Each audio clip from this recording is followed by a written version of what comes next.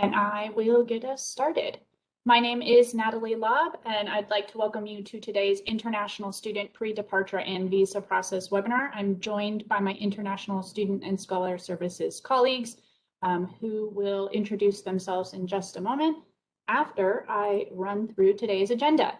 So we will start out with an overview of the student visa and entry process. So once you receive your I-20, all the way up to once you enter the United States and then get right into Catonsville, where UMBC is located. We will discuss the process to schedule your visa appointment and go into detail about that. And then we'll provide you with some tips and advice about preparing for the visa interview process, what to expect, and the possible outcomes from that interview. Once you receive your visa, we'll be talking about everything that you need to know about traveling to and arriving in the United States, what to expect upon arrival, how to prepare for that arrival, and settling into the United States. At the end, we will wrap up with a Q&A session. However, my colleague Dave will be answering questions in the Q&A box throughout the presentation.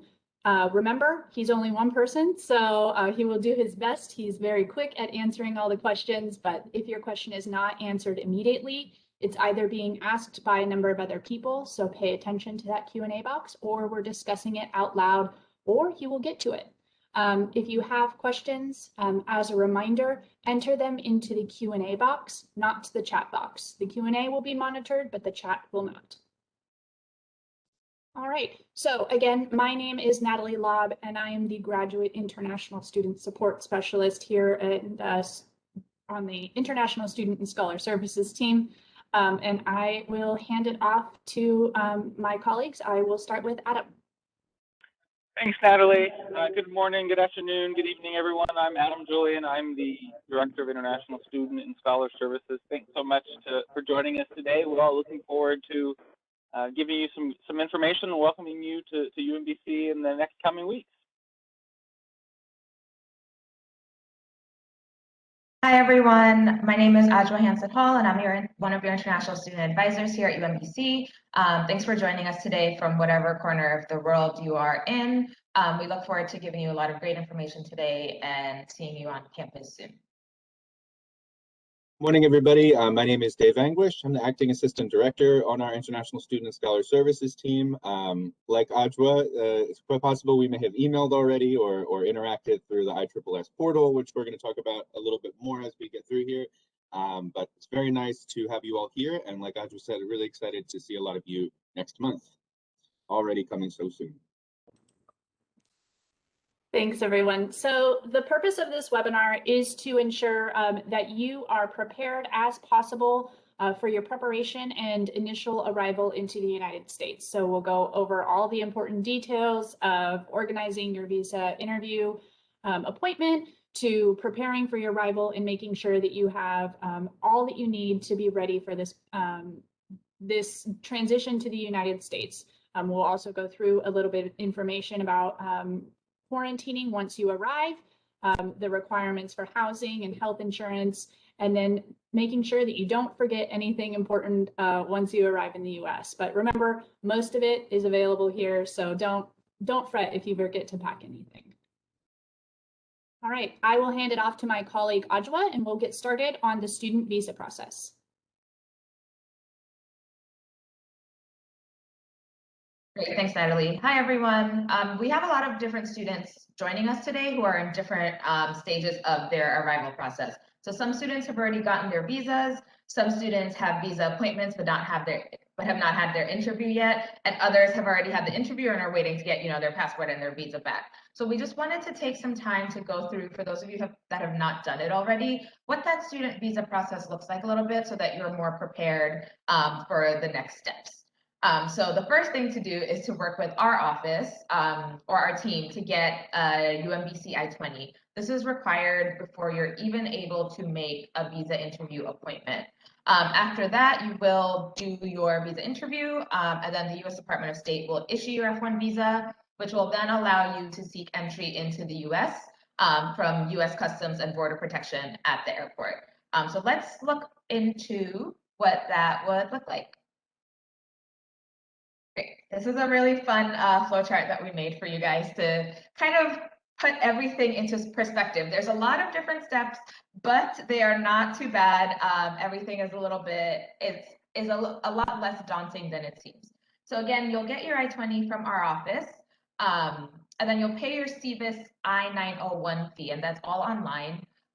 You'll also complete your DS-160, which is your the form that allows you to set a visa appointment. That's your visa application. Once that's done, you'll be allowed to schedule a visa interview at your embassy or consulate in your local area. Once you have secured a visa interview, it is very, very important that you organize the documents that are needed and you prepare for your visa interview. This is something that we always stress to students. Depending on your location and depending on the physical embassy or consulate you're going to, document requirements might be different. So our team always suggests some documents to make sure you have with you during your interview, but it's always a great idea to check with the specific embassy or consulate where you will be doing your interview to see what their document requirements are. Of course, once you have all your documents, you will attend your interview, hopefully get approved, and then you'll receive your visa and passport. Once you've completed that section, then you'll be able to move forward, book your flights, make your accommodation plans for Baltimore, for UMBC. You'll of course travel to the United States, and that is through a port of entry, which is an airport. And then once you have gone through customs at the port of entry, you'll receive something called an I-94 number, and you'll also be assigned an admissions status, and that should be F1. And then once you've completed customs and you're out of the airport, you're officially in the US, you're officially an F1 international student in the United States, and you'll be working with our team for the remainder of your time here.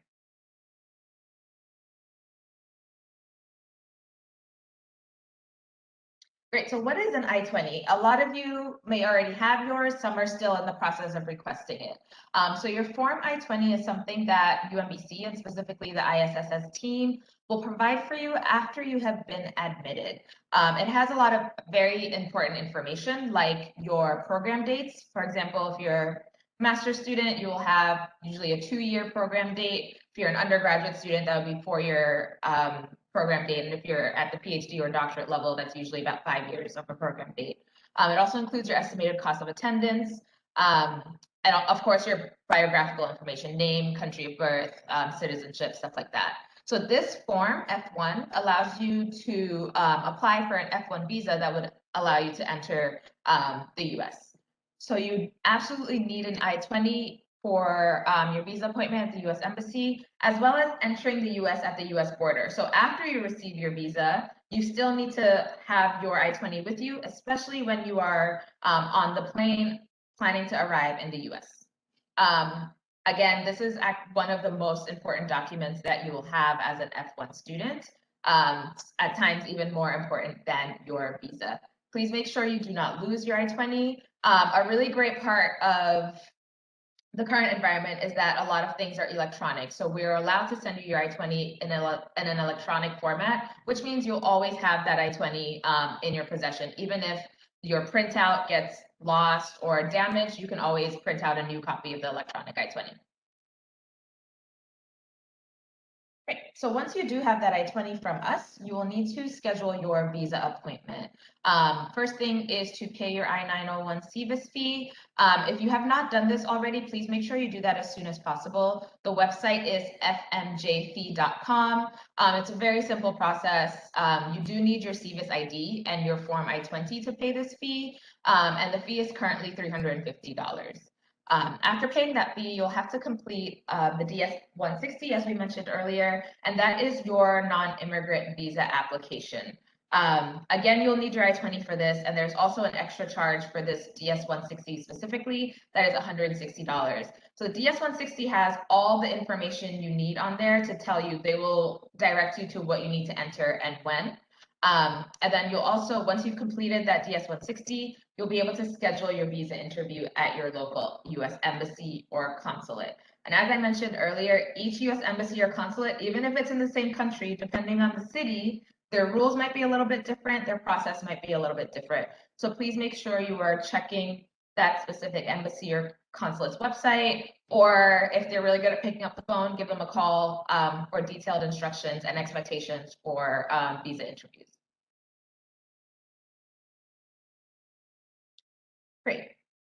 So it's important to note that scheduling a visa appointment is a little bit different these days. A lot of countries are seeing some delays or cancellations in visa appointments due to COVID conditions, but we have also heard from the U.S. Department of State that student visas are being given a priority. So as soon as, in whatever country, whatever the COVID situation is, as soon as it is safe to start appointments again, student visas are given priority over other visa types. If you are not sure about what the status is for your country, for the U.S. embassies in your country, please do check this website link here. This one, for example, is for India. So make sure you're monitoring those sites for any updates, closure updates, office hour updates, things like that. Those websites are also really important that you check because they might have some special instructions about emergency appointments, whether those are available and how to apply for them. Great, so you scheduled your visa interview and it's finally time for you to sit in front of a consular officer during your appointment. So what should you bring with you? Of course, you would need your Form I-20 and it needs to be signed. So as I mentioned earlier, we are sending electronic copies of I-20s. So once you receive your I-20 from an ISSS team member, you need to make sure to print it before your interview and sign the student attestation section at the bottom in ink. So you cannot use an electronic signature. You will need to print the I-20 and then sign it in ink before your interview, and make sure to bring that with you. You'll also need to print out your I-901 CBSB receipt, also print out your DS-160 receipt and the barcode page. You'll of course need a valid passport, all transcripts from your previous studies, that's secondary school, undergraduate degree. If you took any courses with UMBC remotely, so for example, let's say you did the previous semester online, whether or not you took 1 or 2 classes, you can bring your transcripts from that as well. You'll also bring your test results, so that's TOEFL, IELTS, GRE, all of that, as well as your financial documentation. Great. So what are things to expect during your visa interview appointment? So the U.S. law or the consular officer that you will be speaking to assumes that all applicants intend to immigrate. So it is your responsibility to overcome that assumption. That's essentially the main goal of your visa interview appointment, is to prove that you do not intend to immigrate to the U.S. One of the most important things is to establish strong ties to your home country. So that means proving to the person interviewing you that you are planning to return home after you have completed your studies. So it's really important to be able to explain why you chose UMBC specifically. There's hundreds of universities in the United States. Why did you choose UMBC specifically? Why did you choose your specific degree program? It's also really important to be able to properly explain what your plans are after graduation related to returning back to your home country. So after you receive this degree, what do you plan to do with it at home? It's also really important to remember that the consular officers are under a lot of pressure, and they also have to conduct these interviews very quickly. So most interviews are conducted in less than 3 minutes, and of course they're conducted in English as well. So even if you do speak English regularly, if you are not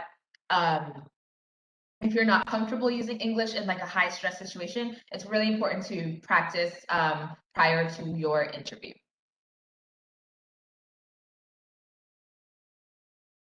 Okay, so what are some things that the consular officer might ask you? A couple of those are listed on here. What do you intend to do after completing your degree? Again, you can tie that back to your plans to return home, stuff like that. They might ask you about your family's business in your home country or in the US.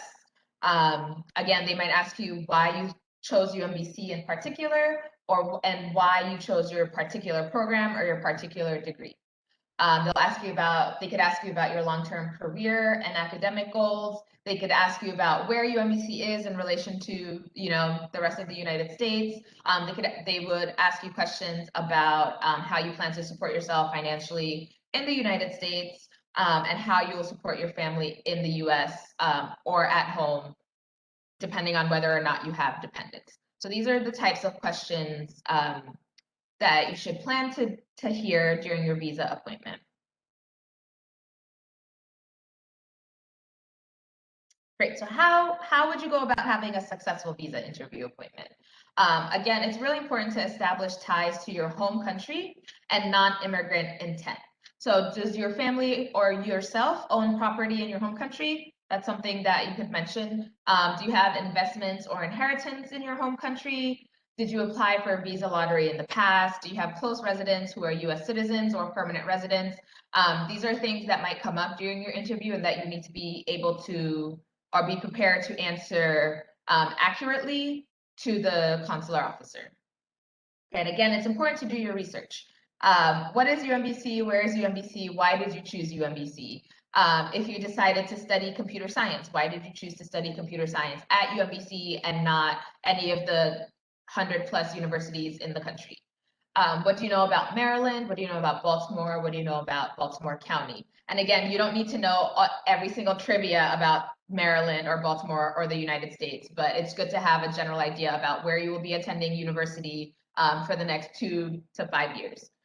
Be prepared to explain your academic program and field of study in layman's terms. So that means in a way that someone who is not pursuing your degree will be able to understand. If you are going to be a PhD student in physics, the consular officer is most likely not going to understand the ins and outs of your studies.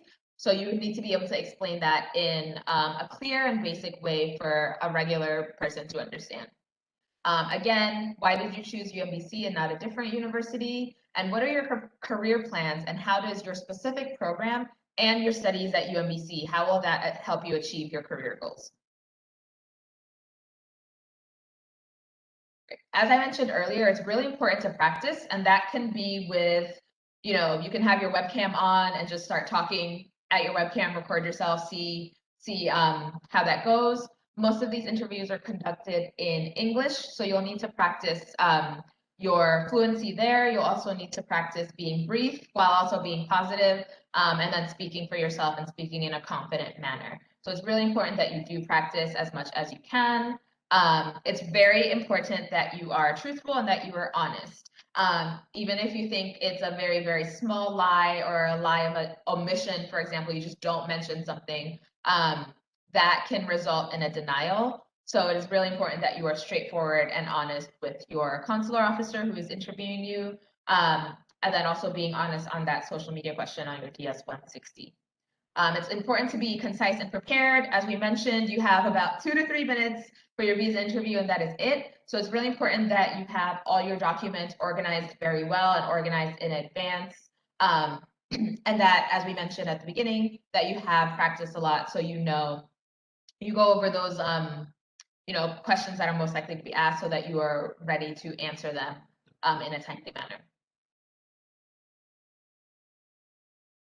Great, so after you've done that quick visa interview with the officer, what are some possible outcomes? So the best outcome is approval. The vast majority of visa applications are approved. The second outcome is failure to demonstrate non-immigrant intent. So that's something called a 214B, 214B. That means that the applicant failed to prove that they do not have an immigrant, that they have a non-immigrant intent in the US. So again, maybe your documents did not match up, maybe you did not answer some of the questions in a suitable manner to prove that you plan to return to your home country after your studies. If you do receive this notice, you are eligible to apply again for your visa. You could set up a second visa interview, that's fine. So another one is administrative processing, INA 221G. That's consular processing, though it's usually something that doesn't have to do with the way you answered questions or the student themselves. That's usually something, as we say, Washington related. So that might have to do with sensitive technology, security clearance, stuff like that. If you are from certain countries and you're planning to study something that can be related to like nuclear technology, for example, that might be an incident where you would receive administrative processing. The fourth visa outcome could be serious ineligibilities. That would be an I-9A 212A. And that could be due to health concerns, if you've been in the US before and you overstayed a visa, if the consular officer decides that you're a security concern, if you have previous criminal charges, those are some of the reasons why you would receive a serious ineligibilities outcome for your visa interview. Great, so once you are approved for your visa, the next step is to actually travel to the US. A quick reminder that we always tell students is your visa allows you to ask for entry to the US. It is not an automatic admission to physically enter the United States. It is only permission to apply. So once you have your F1 visa, you'll be able to try to enter the US up to 30 days before your I-20 program start date. So physically on your I-20 is a section that says earliest admission date, and that is the earliest you'll be able to enter the US. I believe that is August 1st for the majority of you who have an August 31st start date. So once you're at the airport, US Customs and Border Protection, will refer to them as CBP going on. They have general authority over all US ports of entry. So that's whether you're arriving by plane, driving through the border, by boat, whatever. So a CBP officer at the airport will kind of inspect all arriving applicants and determine whether or not you will be able to enter the United States. So part of that determination is an inspection at the port of entry. So again, you'll need these important documents. You'll need your passport that has at least 6 months left on it, so it should be valid for at least another 6 months. You'll need your Form I-20. We also suggest that you carry your admission letter and all academic transcripts, as well as evidence of financial support. So I'll remind you of this again later in our presentation today, but these are all things you should have in your carry-on bag and not your checked luggage. At times you might be taken into something called secondary inspection. This is not something that you should be too worried about, and this is not a cause for alarm. Sometimes you're taken into secondary just because CVIS, which is USCIS's like portal system, might be having technical issues. Sometimes it's for efficiency. They're trying to get as many people through the line as possible. So sometimes they'll take people aside for secondary inspection. You might need extra screening or review your documents. Or sometimes it's an officer training issue. Maybe the person that was looking at your documents is not really familiar with them, so they need some extra time, or they need a supervisor to help them to go over your documents.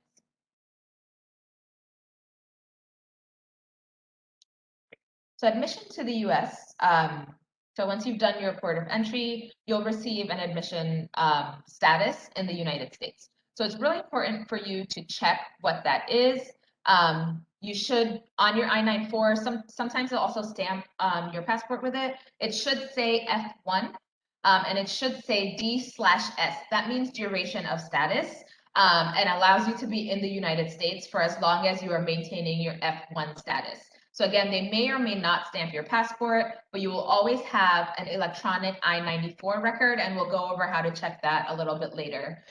Some students have different visas in their passport. So maybe you came to the US as on a B1, B2 visa a year ago or something like that, 2 years ago. It's really important that at the port of entry, you show them your F1 visa so that your I-94 record will have an F1 on it and not that other visa category that might still be valid in your passport. If you could also receive something called an I-515A. That's something that allows you to enter the US temporarily. And if you do receive that, you do need to contact our office as soon as possible. Contact the ISS team so that we can help you comply with whatever is on your I-515A. If you do not submit the proper documents that are required on your I-515A in the time period stated by CBP, you would need to leave the United States. So if you do receive anything called an I-515A during your entry into the US, please contact us as soon as possible. Great. So some tips for the port of entry. It's always important to remain calm. Airports in general can be really stressful. And then having to, stand in line and do the port of entry can be a bit stressful as well. It's really important just to stay calm. We will be going through this process with you today. This information is always also on our website, so you can always just go through, review what that process will be like so that you have a better idea of how things will go. Make sure you keep all your important documents in your carry-on luggage. Do not check important documents like your I-20, financial documentation, admission letter. Ensure your passport has at least 6 months of future validity. And make sure you present your F1 visa, not any other visa type that you have, any other US visa that you have in your passport. Again, just like the interview, do not lie to a CBP officer. They might ask you certain things about your plans in the US, stuff like that. Just make sure you don't lie to them. Know how to contact UMBC. So on all your I-20s, there should be a section, a remarks section, and that has our information on it. It says something like, in case of emergency, contact UMBC at, and then it has our number. So please call that number that's on there if you do need to contact us, and then you'll ask to speak to ISSS.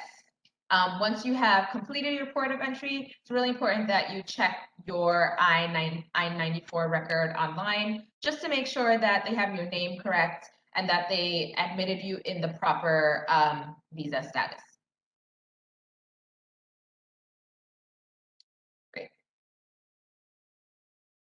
All right. So thanks, Ajwa. No problem. Very thorough there of talking about the visa and entry process. So congratulations, you received your visa. So now we're starting to get into the what I hope is an exciting part for you. There's a lot happening, but I hope it's exciting. So now we can start packing for your arrival to the US. So here's just a couple pieces of tips and information about what we suggest you pack if you are planning to arrive this August. So remember, Baltimore and the surrounding area has 4 distinct seasons. There is a spring, summer, winter, and fall, and they are all very different.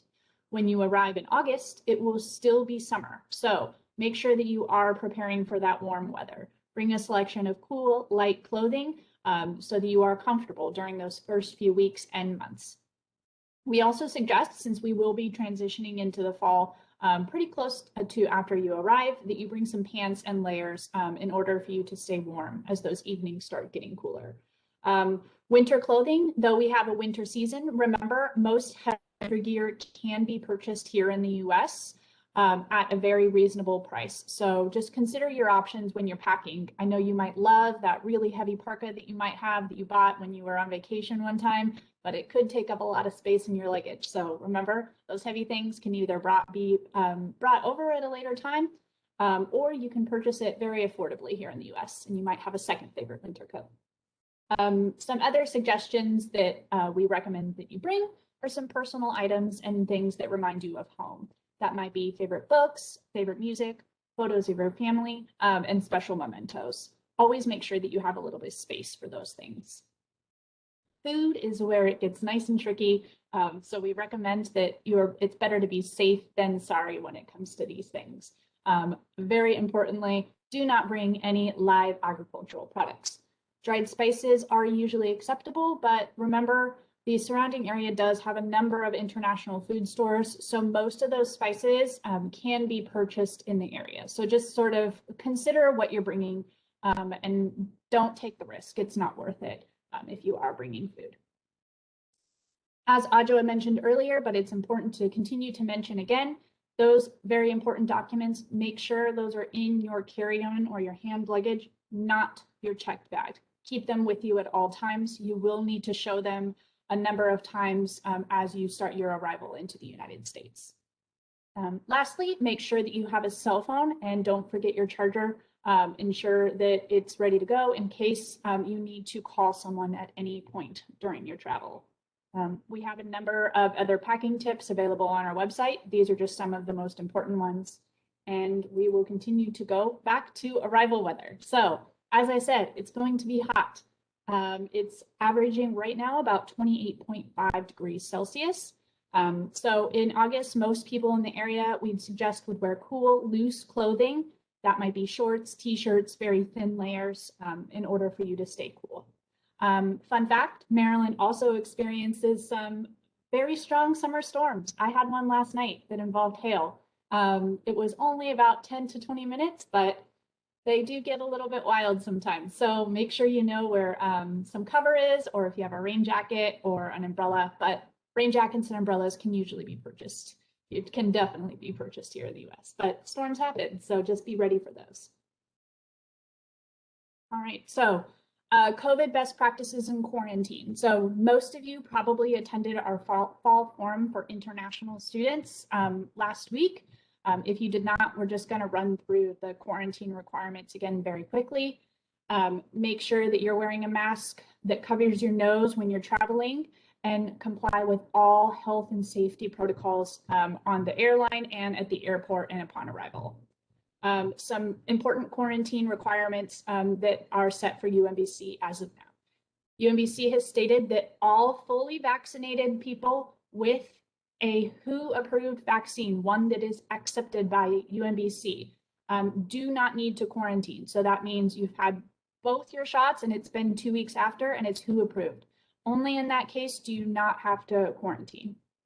However, if you are unvaccinated or partially vaccinated or have received a vaccine that is not WHO approved, you will need to quarantine for approximately 7 days when you arrive. So that's no fewer than 7 days, but at least 7 days of quarantine upon arrival. We will provide ways for you to get those WHO approved vaccines if you do not have them when you arrive in the US. But just know, if you are not fully vaccinated with a WHO approved vaccine, you will need to quarantine. So just be prepared for that when you're planning your arrival date. Natalie and Dave, I saw quite a few questions in the Q&A box about where to submit if you are fully vaccinated with an FDA or WHO approved vaccine, where to submit that to the university. Can you guys touch on that a little bit, please? Sure. So I will go into my UMBC a little bit later, and I can sort of help direct to where you'll actually click.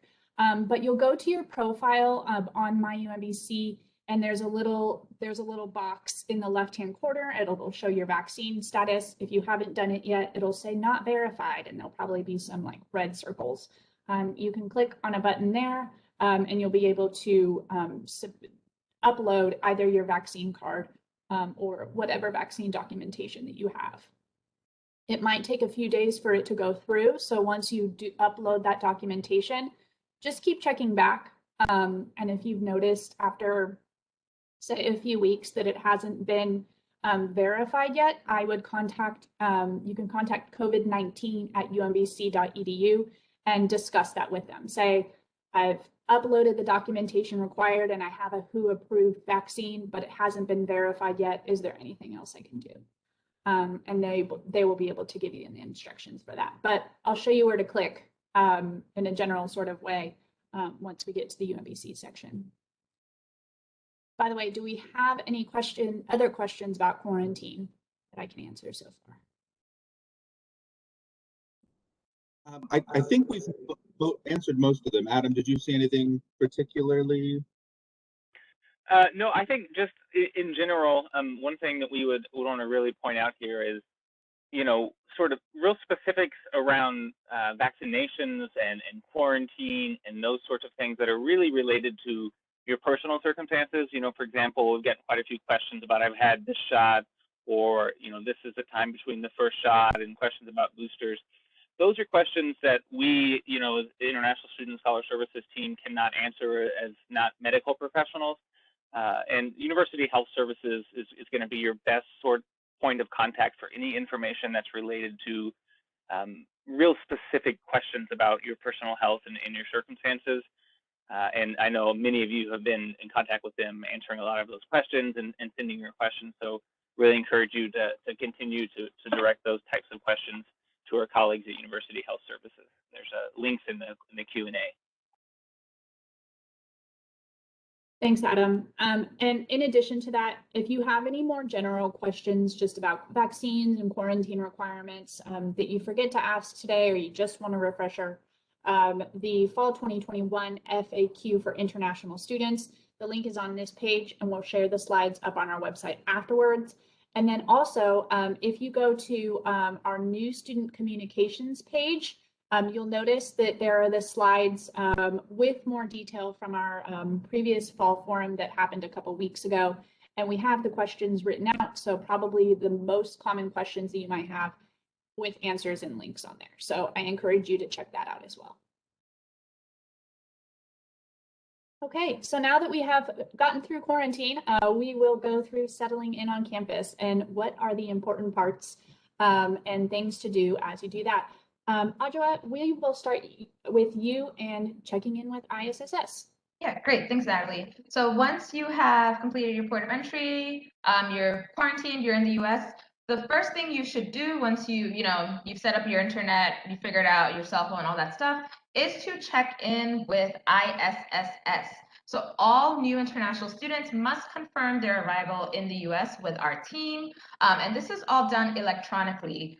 So you do not need to show up at our office. Please don't show up at our office with your suitcase right after getting off the airplane. You can relax, get settled in, and then complete all this check-in online via our ISSS portal. So this is called the New Student Arrival Documentation Check-in in the portal on the forms page. We'll be sending you lots of reminders by email, so you can just click on that link via the emails we'll send, or you can just go to the portal and do it once you arrive. I know some students, a handful of students, are already in the United States. So what does that mean? So once you get to that, the request form, you'll select your term, that's fall 2021, and then you'll upload your documents. So that includes a picture of your visa stamp page, as well as your I-94 record. So again, you'll go online and double check your I-94 record, and then you can just take a PDF or a screenshot of that and upload it to this application document check-in. You'll also need to update your personal information on My UMBC. So that includes your US address, your foreign address, US phone number, foreign phone number, and emergency contact. Natalie will be going over how to utilize My UMBC a little bit later in our presentation. But there's also tips in the ISSS portal, this new student arrival documentation check-in, on how to enter a US address versus a foreign address. So the way to do that in your home country might be a little different than in the US. So it's really important that you update that information accurately. It's really, really important to do this new student arrival documentation as soon as you're settled, because this is how we register you in CBIS. So this is how we confirm that you're an active international student in the US. If, for example, you are a graduate assistant, we cannot provide you the necessary documents you need to apply for a social security number until you have completed that new student arrival documentation check-in. So it's really important that you do that as soon as you arrive. If you do have any questions about it after trying to do it in the portal, you can just reach out to us at isss@umbc.edu. Thanks, Natalie. Thanks, Audra. So now, orientation. All international students will be required to attend international student orientation, and you will be required to attend all 3 sessions. So if you attend session 1, you must attend session 2, and you must attend session 3. The sessions for the fall 2021 semester are on August 25th, August 28th, and August 30th. They will all begin at 9 a.m. Eastern Standard Time. By that point, many of you will be in the United States, so that means you can join at 9 a.m. Eastern Standard Time. The links and more information will be sent to you, and they will also be put up on our website. So keep an eye out in your email for that information. And we look forward to seeing you at all the fun days during orientation, which will be exciting. Other orientations that you will be required to attend or may be required to attend. If you are a graduate student, your graduate school, orientation is online this year via Blackboard. Blackboard, you might not have used it quite yet, but if your orientation's on it, this is a really good way to get acclimated with the system. So you'll be able to access the grad school orientation via this link, and it might already be in your Blackboard account if you've gone on there recently. Not 100% positive, but it is worth checking if you've logged into Blackboard, and I will show you how to log into Blackboard through My UMBC. Next up is undergraduate orientation for freshmen and transfer students. So this is scheduled individually You can click for more information on freshman or transfer orientations via the link that we will share here, but you've likely already been contacted about those requirements. Last up is department orientation. So if you are a graduate student, some of your departments may require a separate department orientation. So the best contact to reach out to is your graduate program coordinator or your graduate program director. So contact your department directly to see what the requirements are for your department orientation if you aren't sure yet. So next up, on-campus resources. UMBC Transit is our on-campus and area shuttle system. It is included as part of your student fees, so there's no cost when you board to ride UMBC Transit. For fall 2021, it will start on August 23rd. That means if you arrive before August 23rd, don't expect to be using my UMBC Transit to get around anywhere because it won't be there. But once August 23rd happens, UMBC Transit does go around campus and in the surrounding campus areas, as well as to downtown Baltimore. So it is a very convenient and, like I said, free shuttle service for all UMBC students. Remember, we are still in a public health crisis. So if you are riding UMBC Transit, I strongly encourage you to take the recommended safety protocols, wear a mask, and think about space if there is space on the shuttle. Are there any questions so far at all? Just a note for orientation, the second session is Friday, August 27th.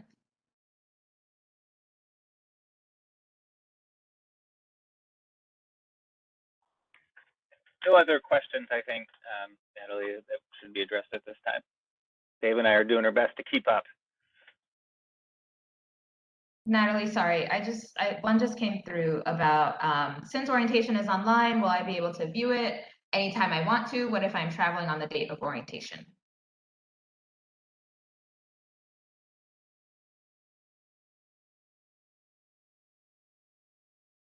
You're muted, Natalie. We will be recording orientation, so you will be able to access it afterwards. Remember, you are expected to attend, but we do understand that circumstances that are out of your control, for example, you are physically on an airplane during orientation happens. So just make sure that you attend that orientation, but we will be checking attendance for the orientation. And if we notice that you are not in attendance at all 3 orientation sessions, or just, 2 out of the 3 orientation sessions, it is your responsibility to complete all 3 orientation sessions. So this is us saying that you must attend all 3, but we do understand that there are extenuating circumstances. For example, you're on a plane. So in that case, we would want you to review the recording. But the best option for you is to attend in person so that you can have all of your questions answered. And we require, if you were not on an airplane, to attend in person or virtually live, excuse me. Okay, so most of you have already registered for your courses, but if there's some of you who are making, late decisions and haven't registered for your courses, we'll just run through some things quickly with some extra information about registering for classes. Freshmen and transfer undergraduate students, you are registering during your orientation. As I said, those are scheduled individually, but that will be part of your orientation. Graduate students, you will register via My UMBC. So make sure that My UMBC account is active. For most of you, it should be active right now as long as your UMBC email is active. If you're logging into the portal already, your My UMBC is active. But just in case, just make sure your My UMBC account is active. We've added in some links for and wikis for step-by-step registration instructions and tutorials as well to make it as easy as possible. Because of the current global health situation, students who are new to the US, so that means it is your first semester in the United States, the current COVID-related F1 specific regulations require you that you enroll in at least one in-person course for the first semester. So you have to be enrolled in at least one in-person course for the first semester. Paying your tuition. Dave, I noticed that there were a few questions I think that came through about this. So hopefully I'll be able to clarify some of it. Depending on when you registered depends on when your bill is due is dependent on when you registered for your courses. There we go. So if you registered by July 31st, your first bill date will be August 1st. And that means your due date is August 20th. And so on and so forth. So you'll be able to see here, depending on when you registered, is your bill date and your due date. So your bill, you can view your bill on your My UMBC account. Information is also sent to your email address, but I suggest going to your My UMBC account and checking that. Payments can also be made via your My UMBC account. They accept a variety of payment forms. One tip of information, you might choose to pay via, credit card or debit card. There is a processing fee charged with that. That is common. It's not a large fee, but it is common to have a processing fee. If you choose to pay directly from a bank account, that might be not until you're in the US with a US bank account. So keep that in mind. But if you pay with a bank account and route it directly from that, there's no additional fee.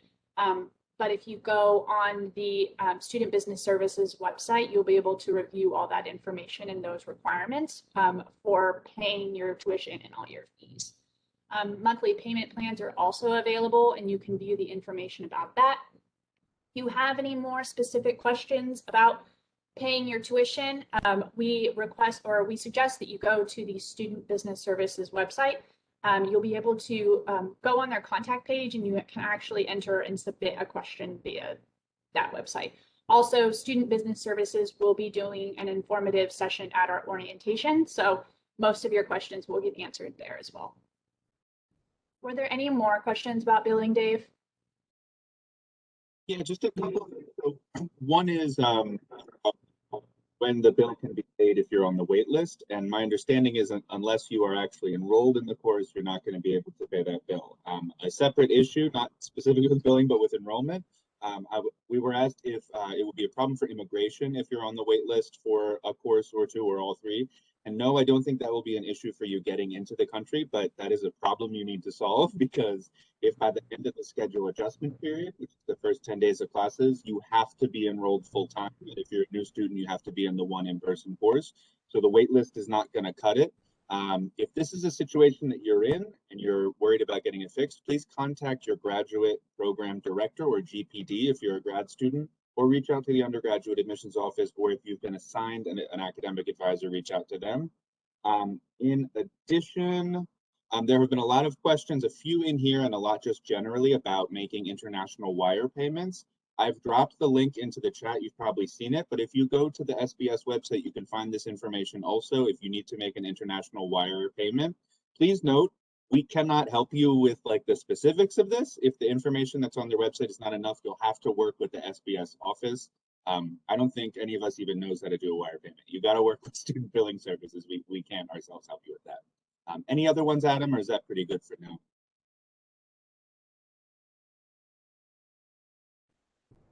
I think that covers it.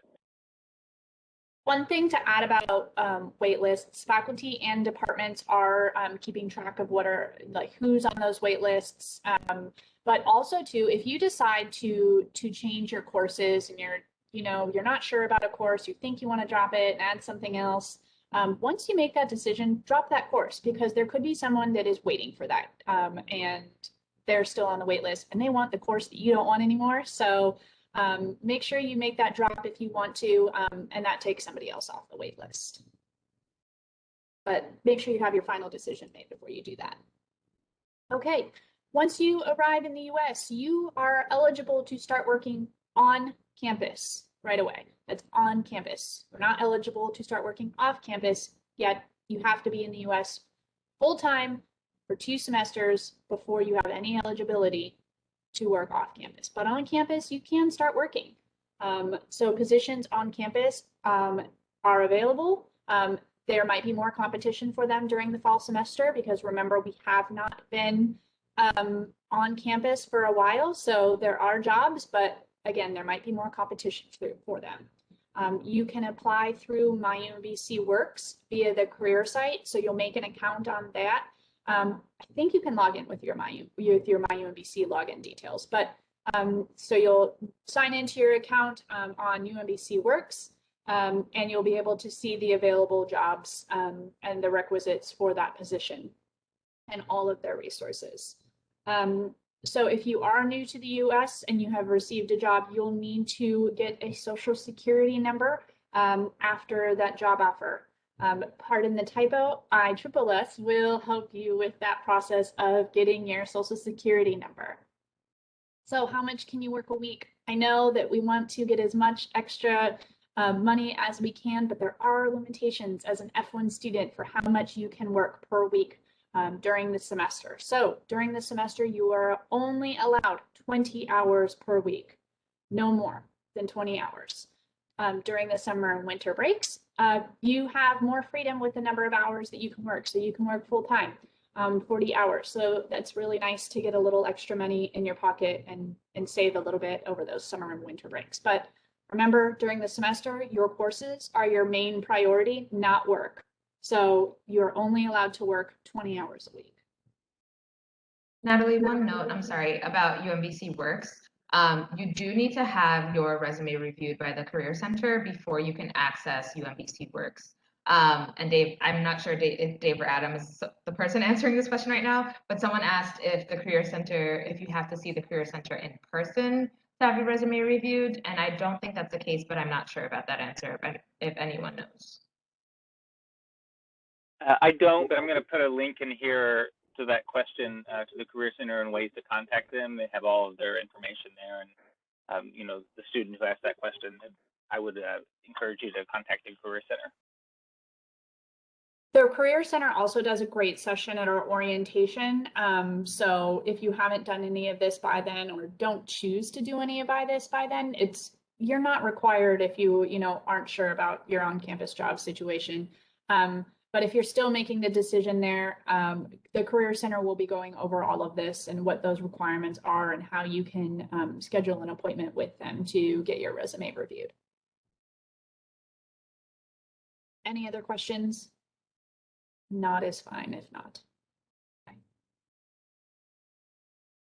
All right, so we're running through a lot of information, and I know that some of this might be overwhelming. But we've created a handy guide, which we will share with all of you when these slides are shared and when they're put up on the website. That it's our International Student Arrival Guide.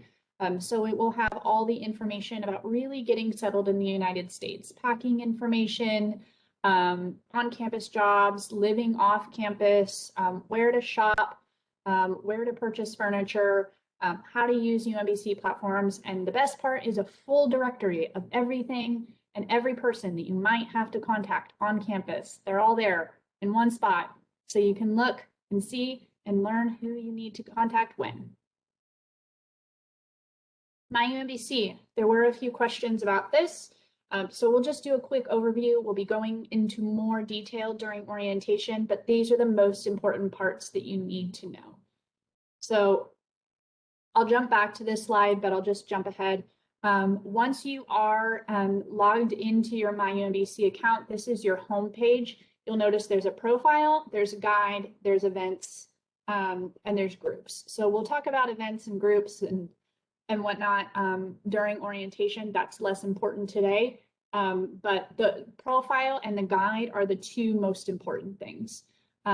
So if you click on your profile, that's where you'll be able to start the process of updating all of your address information on My UMBC. Again, once you are settled and you have that US address, it is required, very, very, very important to update your US address of residence once you arrive in the US. Anytime you move, you also have to update that information on My UMBC as well.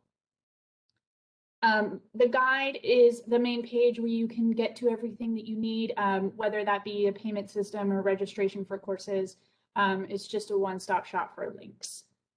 I mentioned earlier about being able to access Blackboard on my UMBC. So if you look on the left-hand side of the screen, you'll see this nice little BB there. You can just click to that and that will take you to Blackboard. The little envelope will take you to your my UMBC email. Again, we'll go into more detail about this at orientation, but this is just a helpful quick overview of what my UMBC looks like and where to go for everything. Any questions at all so far? No? Okay. So as I mentioned, updating your information. I know that we've said this a million times, but we're just telling you again and again and again because it is so important, is to update your information in your place of residence as once you arrive in the US. Again, Ajwa said you can do this online. You do not have to come to our office to do it. You can do it at the comfort of your own home. Give you something to do, although it only should take 5 minutes. So you go to your profile and you click About. So that far left tab on the My UMBC page is your profile. You click About and you click View More, and then you will be able to update the following: your mailing address, your phone number, and your emergency contact. So put in that phone number once you set up a US phone number, and your emergency contacts. Make sure you know who those are. I also have that written. I would suggest having that written down too as you're traveling. It is a good piece of information just to have with you in case you need it. So you'll use the edit link to make any of those changes and make any of those updates. And as we said, it is extremely important to update this information to make sure that your immigration record is active once you arrived, and it is required by immigration law.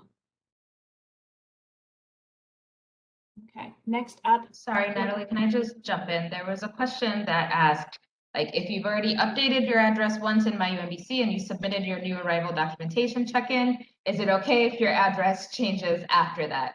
Yes, that's totally fine. If you've already completed the new arrival documentation check-in, but you're moving maybe from a hotel to more permanent housing, all you need to do is just make sure you go back into your My UMBC and update your address. So any address changes should be done directly in your My UMBC profile, and any address changes need to be updated in My UMBC within 10 days. Thanks, Ajwa. Okay, so life in the US. This is what it's like to be here once you're all settled in and you've gone through all the chaos of making sure your address is updated and registering for courses. Now you're ready to be a student. So what are some important things you need to do? So as we said, make sure you have some phone access or a SIM card. We talked about this earlier. You come over with a phone and you want to, let your family know that you arrived safely. WhatsApp is an option. There is free Wi-Fi available on campus, so you can send WhatsApp messages to anyone that you need to when you arrive on campus. So that's a really great free communication tool. If you want a US number on arrival, there are SIM cards. You can order a campus SIMs. You can purchase that before you get here in the US in case you need to make a non-Wi-Fi based call when you arrive. Also, you'll notice once you are a little bit more settled and you choose to establish a phone plan, in our International Student Arrival Guide, we go through the options of selecting a phone plan, types of phone plans. I'm struggling to say phone plan right now. And some of our local carriers and locations of those carriers. So we have all the details that you need in that guide, but phone access upon arrival is important. And being able to let your loved ones know that you've made it to the US. So culture shock, it is something, and it's very common. Everybody experiences it one way or another. The intensity of culture shock may be different for different people, but just keep in mind, it is something that's normal and people go through it all the time. Our ambassadors recently gave some really great feedback about culture shock, that people are feeling this way and it's common. Moving's a huge transition, and moving to a new environment is a big deal. So don't be scared to talk to someone or feel uncomfortable talking to someone if you're just struggling with the transition, or you just need a little bit of outreach or someone to talk to. Don't be afraid to do so. So we'll run through a little bit about what those stages of culture shock might look like. Again, it does vary for everybody, the intensity of it, the length of each of the stage. But again, just reminding you, it is a common feeling and it happens to all of us. So if you are feeling overwhelmed, let us know, and we can provide you with resources and sort of help you through that process. So the first stage that you might know, and I know I've been, acting all excited about it, is that honeymoon stage. So you're here, you're a student, you're in the US, you get to do all the fun US things now and get to go to your classes and learn. That's the honeymoon phase. So it's the exciting, fun phase. But then sort of once you're settled in, you're having to pay bills, you're having to pay rent, you're having to sort of keep track of all your finances and class and extracurriculars. You might enter that rejection phase. You're sort of facing the realities of everything. Some stuff might not go according to plan.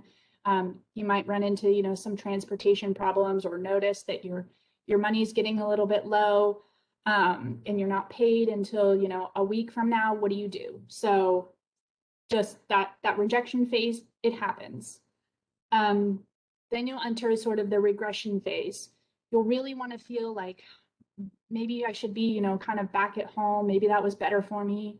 So you might really reach out to people who in your community that have, commonalities with your culture, and you might just be really stuck in that for a while.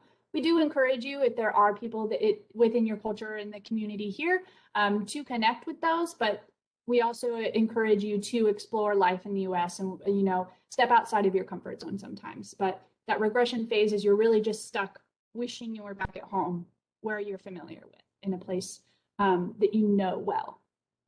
But after that, you'll start to enter the recovery phase. So you're starting to feel like, maybe the US is where I'm meant to be, and I'm really being accepted by the culture here, and I'm really comfortable, and I really like some of the things that the US has to offer, and my classes are going great. I'm really getting settled. I like my housemates. I'm making friends with domestic students, and that's really nice. And I get to share a bit about my culture, and they're sharing about theirs. And we're all learning new things. So that's that recovery phase.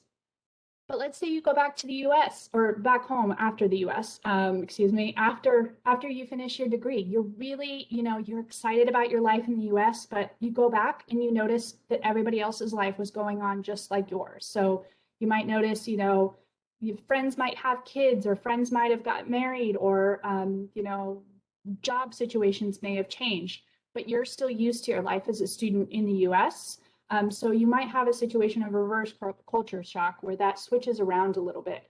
And once you're, returned to your home country, that situation may be a little bit different for you. So expect that might happen too. If you, return to your home country, or even if you go to another country after being in the US, that reverse culture shock might be a thing too. Any questions so far, or anything anybody wants to add on culture shock? No? Okay. I will remind you one more time, it does happen to all of us. So don't be afraid to reach out to any of us. Our ambassadors are really great about talking about this. They've all been through the exact same experience that you have.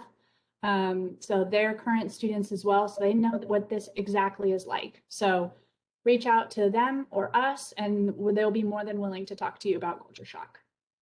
And real quick, I just wanted to mention to everyone here who may not know this, but a big part of why those of us here on the call who work in the office do this job is because we also were international students, lived and worked abroad in different countries. And so we've been through this as well. So the ambassadors are a great source of information for people who have been international students in the US, but we've also done that abroad, so we can kind of understand as well. Yeah, and I also wanted to add that there might be even domestic students that you come across on campus that are also experiencing culture shock. The US is very different depending on what part of it you're in. So let's say you're from a very large city or a medium-sized city outside of the US, you might meet an American student who's from a very rural or a very, small town who's experiencing a lot of culture shock, being, in a larger city for the first time. So not just other international students, not just the ambassadors, not just ISS staff, but there's also some, American students that might be going through similar things as as you might be in terms of culture shock. So there's a lot of different people that you can, talk to, exchange notes with, and there's a lot of resources available on campus for you. Thanks, Ajwa. That's a really good point. That everyone's going through their own experience as they enter university, no matter what background they have or where they're from. So this transition is big for anybody, no matter who you are. So just keep that in mind, but know that you're not alone as well. So we talked about UMBC Transit a little bit earlier and that shuttle service, but if you're looking to travel or just get around town on a route that's not available by UMBC Transit, we're going to talk a little bit about off-campus transportation options. So there are a variety of public transportation options available in the area. There's a bus with dozens of routes, so you can always get anywhere you need to go on the bus. It also takes you to surrounding cities. That is known as the Maryland Transportation Authority, or the MTA. The MTA also has a metro, so that takes you throughout Baltimore. It's like a light rail system. But also there's also the light rail, which they're slightly different from one another, but very, very similar. And that takes you throughout Baltimore as well. The fare for these are $1.90 per trip.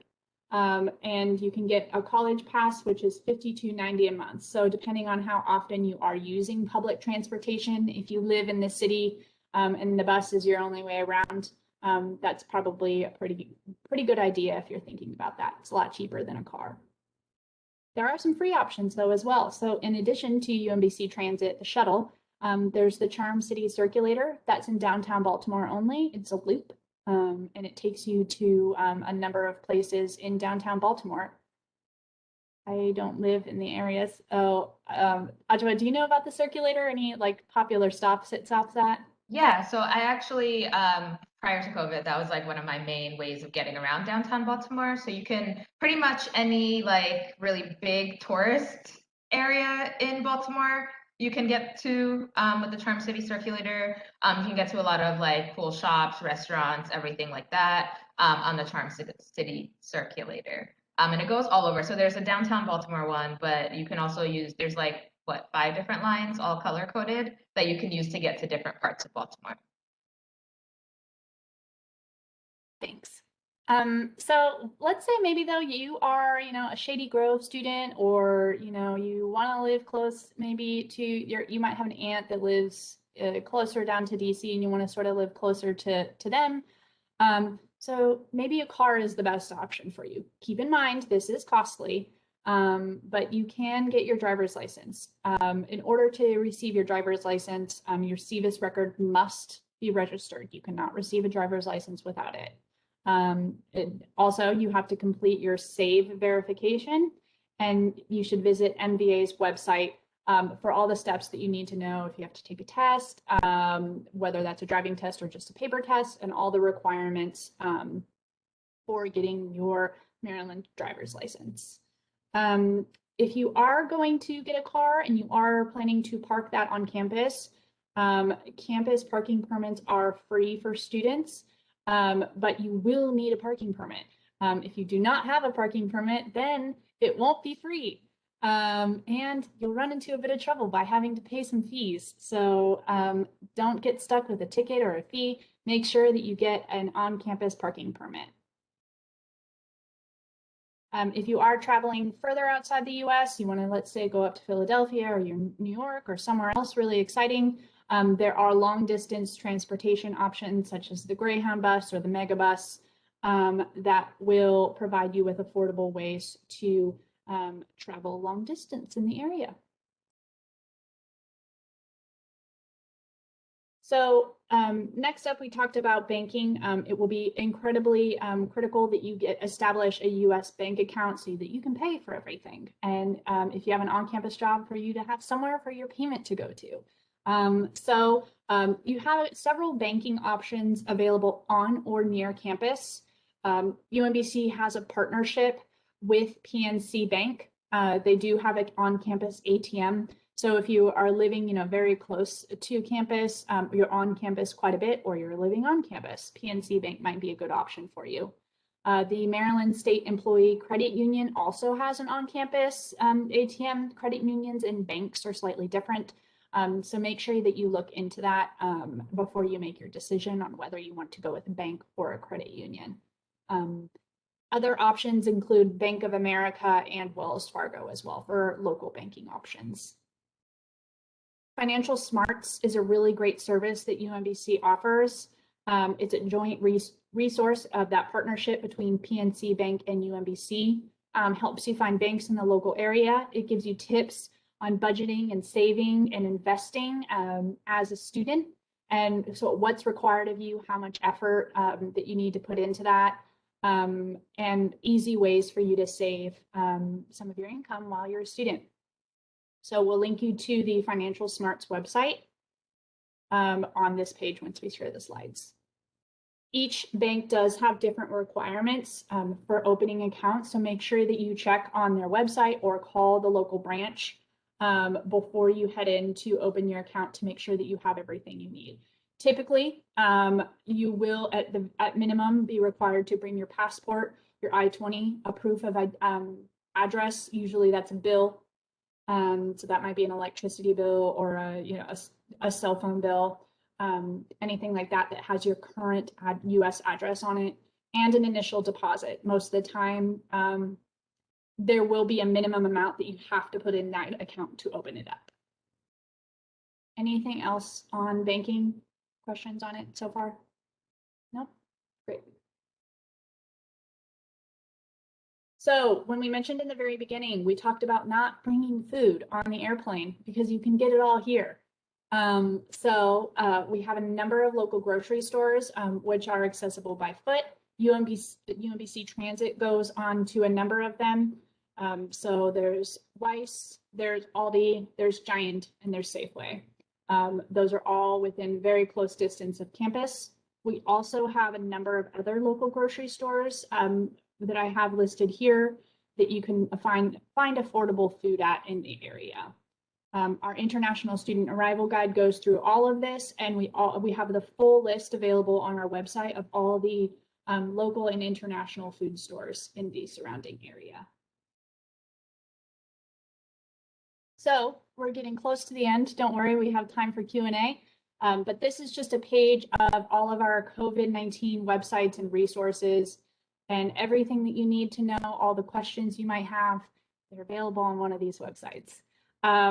We strongly suggest that you first start out with our website. That's probably the easiest way to get started if you do have questions related to COVID-19. On our homepage, if you click at the very top where it says COVID-19 information, there's a nice drop-down box, and it will take you to the UMBC Retriever Ready website.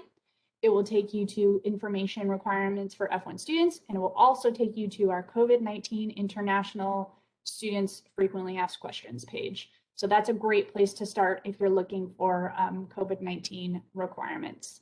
And as I said earlier, the slides with detailed information to the majority of your questions that happened during the fall forum a couple weeks ago are available on our new student communications page. And it's the very first link that's up there. It'll say fall forum, and you'll have all the details in the slides and answers to your questions. So I will stop sharing my screen now, and I will open up the room for questions.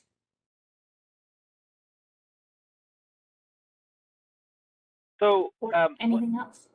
Yeah, one quick thing I wanted to say is, the links that Natalie put up there, and those that we will share the slides and we will share the recording with everyone, and also a link to the pre-arrival guide. The FAQ, the last link on that page, the FAQ for international students, and I'll throw a link here in the Q&A and chat box for everyone, is the best place for the most detailed information about COVID-specific questions. We're getting a lot of questions that are really best directed to University Health Services, to a medical professional. But if you have some questions that relate to COVID, that relate to vaccine requirements, that relate to quarantine suggestions and recommendations, the most detailed information is available at that link. And if you still have questions after reading that, the best thing to do is to contact University Health Services. There, a medical professional can discuss your personal medical circumstances and case with you and provide guidance on the best course of action, and not only for your own personal health, but how to remain compliant with UMBC's vaccination requirements. And so, we throw a lot of links and a lot of information at you, and I think that's why the pre-arrival guide is such a great resource, because it's something you can refer back to and look at all times. But really think the two websites that you need to know is isss.umbc.edu. Everything, all the questions that you are asking, there's information there. If it's not there, it's uhs.umbc.edu for anything related to vaccines, COVID requirements, and anything personal health. On a similar note to what Adam was just saying, understandably, we've gotten a lot of questions. You're concerned about your enrollment, you're concerned about billing things. So as much as we like to help you as much as we can with all your issues, we're really not the kind of subject matter experts on those things. And even if we can provide some general information to you, we can't provide the specifics. We can't really go in, and we can't even, for example, with billing, we can't even see your account. We're not able to see what your charges have been. So if you've got a question about billing, or how do I make this payment, or I have a loan, how do I do this, you're going to want to go to the Student Business Services website, sbs.umbc.edu. That's our bursar's office. They have a place where you can put in a request ticket for help. So you log in and ask them your question, and they will respond to you. Similarly, like Adam was saying, with questions about anything to do with your health insurance or the vaccines, that's University Health Services, uhs.umbc.edu. And then if you have concerns about your enrollment, I'm waitlisted at all my classes, or am I in the right, I can't find access to an in-person course. If you're a graduate student, enrollment is really the area of your academic department. So whichever graduate program you're in, you'll want to go and talk to either your graduate program director or graduate program coordinator. Just reach out to whoever you've been in contact with in your academic department to ask those questions about enrollment and resolving issues you might have. If you have questions about the immigration part of it, like, am I in the right number, that kind of thing, that's really us. But in terms of guiding you on how to get into the right courses, that's really going to be your department. If you're an undergraduate student, you can either work with the Office of Admissions, if that's the last person that you talked to since you were admitted, or if you were assigned an advisor during your orientation and course selection day program, you can reach out to them, or you can reach out to the General Advising Office. Any of those people would be happy to help you, but they're going to be able to see all your enrollment information and advise you from an academic standpoint, which we cannot do.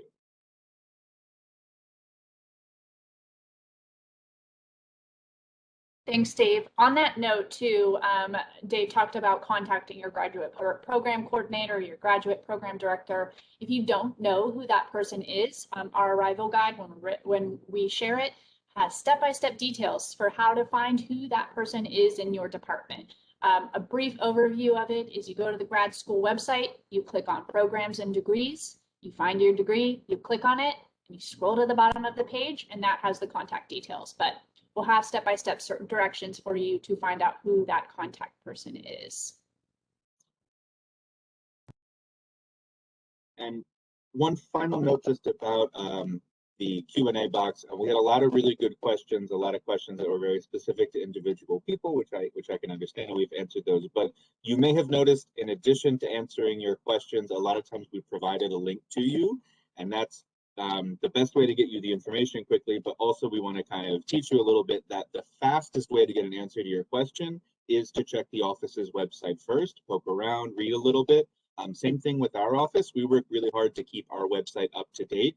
So while you can email us, send an email to iSSS@umbc.edu. It's just Ajwa and me who are answering those. So there's two of us and many hundreds of you. So it's a lot quicker to try to find that information through our site. Do a little digging yourself. That's a quicker way to get information. We will answer your email. We typically can do that within 3 or 4 business days.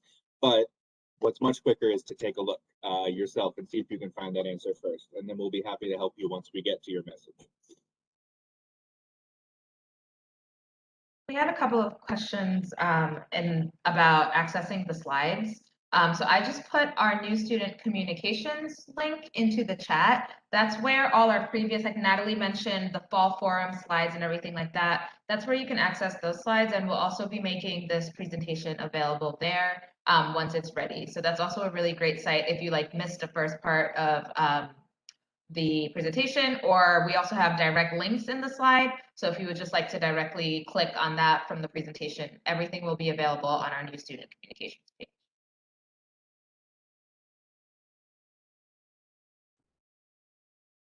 Thanks, Ajwa. It's not up there yet, like she said, so just be patient. We'll get it up there as soon as possible for you guys. So just check back, and that recording will be put up there. It does take some time for the recording to come back to us from our end, so that's why it takes some time for us to be able to put it up on the website.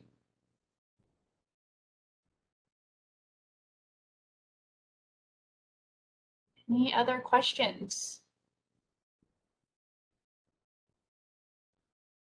If not, I can wrap us up, and I just wanted to give some final words that we're all incredibly excited to see you